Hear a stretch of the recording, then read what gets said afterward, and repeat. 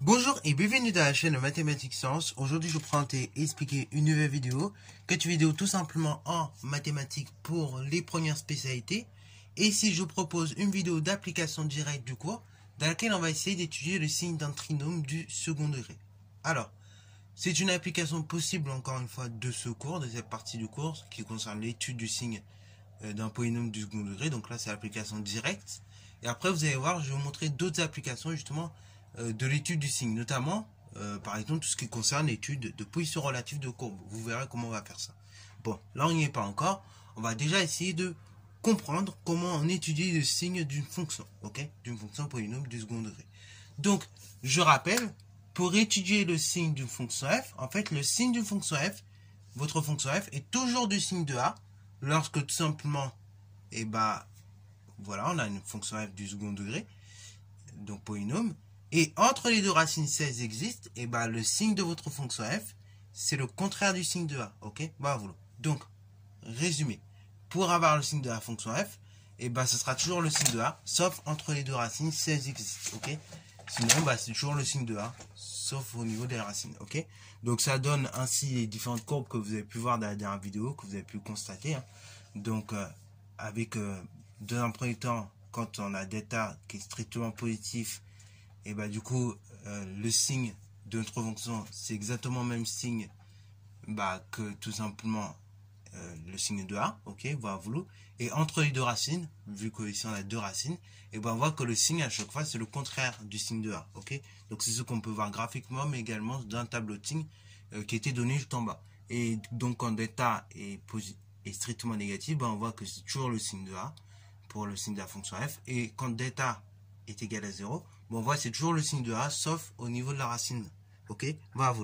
Alors du coup, pour avoir le signe de notre fonction f, il va falloir tout simplement déjà déterminer le nombre de racines qu'a notre trinôme.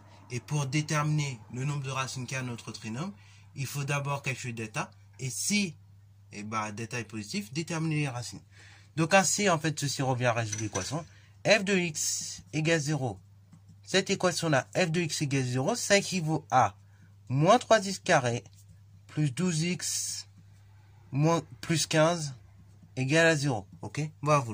Donc là, du coup, on arrive à cette étape-là. Moins 3x carré plus 12x plus 15 égale 0. Là, si je regarde rapidement mon équation, on pourrait factoriser par, encore une fois, 3. On arriverait donc, par moins 3, pardon. On arriverait donc à moins 3 facteur de x carré plus 4x plus tout simplement on a dit 5. D'ailleurs c'est pas plus, attention, ça serait moins 3 facteur de x carré moins 4x plus, moins donc tout simplement moins 15, moins 5 plus précisément. Et là on s'aperçoit rapidement qu'on ne peut pas factoriser ça facilement. Donc ici, comme on ne peut pas factoriser, on va calculer le discriminant. Ok, on va s'en sortir avec le discriminant. Donc le discriminant c'est d'état, c'est b carré moins 4ac, je le rappelle. Ainsi le discriminant d'état c'est b12 que je lève au carré, moins 4 fois a, donc 4 fois moins 3, fois c, donc 15. Ainsi j'arrive à d'état égale 144, moins par moins, plus 4 fois 3, 12, 12 fois 15, 180. D'état égale 144 et 180, 324. 324, c'est un nombre qui est strictement positif. Donc, f de x égale à 0, admet deux solutions réelles. Et là, vous connaissez la chanson. Comme f de x égale à 0 admet deux solutions réelles, et là, je récite mon cours. Ok, x1, c'est égal donc à moins b, moins racine carrée de d'état divisé par 2a. C'est-à-dire x5 est égal à l'opposé de b. Donc l'opposé de b, c'est tout simplement moins 12, puisque b fait 12, donc l'opposé c'est moins 12. Moins la racine carrée de d'état, donc moins racine carrée de 324. Divisé par 2a, donc 2 fois la valeur de a. Donc ici 2 fois moins 3. Ça fait donc moins 12 moins racine carrée de 324, on arrive à moins 34. Ok, puisque c'est racine carrée de 324, c'est 18. Donc en fait, c'est 12 moins 18 qu'on arrive à moins 30. 2 fois moins 3, ça fait moins 6. 30 divisé par moins 30 divisé par moins 6, moins par moins plus. 30 divisé par 6, 5. je détermine maintenant ma seconde racine. Donc là, x2, cette fois-ci, c'est moins b, toujours. Attention, ici, c'est plus racine carrée de delta, ce coup-ci, divisé par 2a. Donc là, c'est exactement la même formule qu'en haut, comme je l'ai déjà dit plusieurs fois. Sauf que là, au lieu ici d'avoir un moins, vous mettez un plus, dans ce second cas. Ou bien, si vous avez inversé, hein, vous avez peut-être mis le plus avant, bah, dans ce cas, il faut mettre le moins. Après, donc, ça fait l'opposé de b, toujours moins 12. Cette fois-ci, plus racine carrée de 324, divisé par 2a, donc 2 fois moins 3. Ça fait donc au dénominateur moins 6. Au numérateur, moins 12 plus 18, hein, puisque racine carrée de 324, j'ai dit c'est 18. Donc moins 12 plus racine carrée de 324, ça fait 6. Ça fait 6 divisé par moins 6. Moins plus par moins, ça fait moins. Et donc 6 divisé par 6, 1. Voilà, on est arrivé à cette forme-là. On arrive donc à nos deux solutions. Ok, voilà, 5 et moins 1. Mais encore une fois, le but n'étant pas de résoudre l'équation f de x égale 0. Le but étant d'étudier le signe de notre polynôme. Donc là, on arrive à cette étape-là. Qu'est-ce que je vais faire? Et bah tout simplement, maintenant, je vais faire mon tableau de signes. Et regardez comment je vais faire. Là, déjà, on sait que delta est strictement positif. Ainsi, on a donc deux racines réelles. Ici, moins 5 et... Enfin, 5, pardon, et moins 5. Ok? Donc là, tout de suite, dans mon tableau... Tout de suite, je fais mon tableau de signes très rapidement. Ok? Donc là, dans mon tableau de signes, bah, qu'est-ce que je vais faire? Je vais tout simplement indiquer sur la première ligne les réels x. Donc là, les bornes viennent à moins l'infini plus infini. Si on ne précise pas, c'est toujours comme ça. Si on ne précise pas l'ensemble de définitions sur laquelle la fonction f est définie, ce sera toujours de moins l'infini à plus infini. Sauf quand on est dans le cadre d'un problème ou dans des cas vraiment particuliers, par exemple avec des quotients. Là, bah, ce sera à vous de voir sur quelle fonction, enfin sur quel domaine, pardon, ensemble de définitions, si vous voulez, votre fonction est définie. Mais là, bon, dans ce cas-là, on met toujours moins infini plus infini.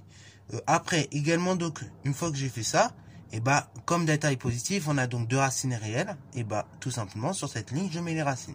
Donc ici, on a mis moins 1 et 5. Concrètement, ça signifie quoi? Bah, ça signifie que tout simplement, et bah, en moins 1 et en 5, notre expression f de x s'annule. Notre fonction f s'annule. Ok, puisque tout simplement, f de x égale 0 pour 5 et moins 1. Donc là, j'ai bien mis mes valeurs dans l'ordre, encore une fois. Ici, cette seconde ligne, ça correspond au signe de notre fonction f, ou bien à f de x, comme vous voulez. Là, il n'y a pas trop d'importance. Et après, donc, je vais tout simplement, déjà, au niveau des réels où ma fonction f s'annule, et ben, je vais mettre des zéros, comme ceci. Alors, pourquoi je mets des zéros au niveau de ces réels-là, moins 1 et 5, en dessous? Parce que tout simplement, l'équation f de x égale 0, elle est vérifiée pour x égale 5 et x égale moins 1. Donc là, automatiquement, je mets 0. Deuxième des choses, comme en seconde, on va préciser ici la valeur de a. Ici, a, le nombre qui est à côté de x au carré, on a dit qu'il valait moins 3. Donc il est négatif. Et regardez maintenant comment je vais procéder. On a dit que f est toujours du signe de a à l'extérieur des racines. Et entre les deux racines, si elles existent, c'est le contraire du signe de a. Donc, on va voir le signe de a de moins l'infini jusqu'à moins 1, ok? Puisque là, on est à l'extérieur des racines. Et de 5 jusqu'à plus infini, comme on est encore à l'extérieur des deux racines, et ben on va avoir un signe moins. Ok? Ce sera le signe de a. Maintenant, entre moins 1 et 5, on a dit que on est entre deux racines. Donc, là, on va suivre le signe de a. Enfin, le signe de moins 1. Donc, le contraire du signe de a. Le contraire du signe de a, c'est-à-dire le contraire de moins, bah, c'est plus. Et voilà. Et là, en 2 secondes, vous voyez comment on a étudié le signe de notre polynôme. Voilà, donc sur ce, c'est la fin de cette vidéo. J'espère qu'elle t'a plu. Si c'est le cas, n'hésite pas à la liker, commenter et bonne à toi en mathématiques et en sciences.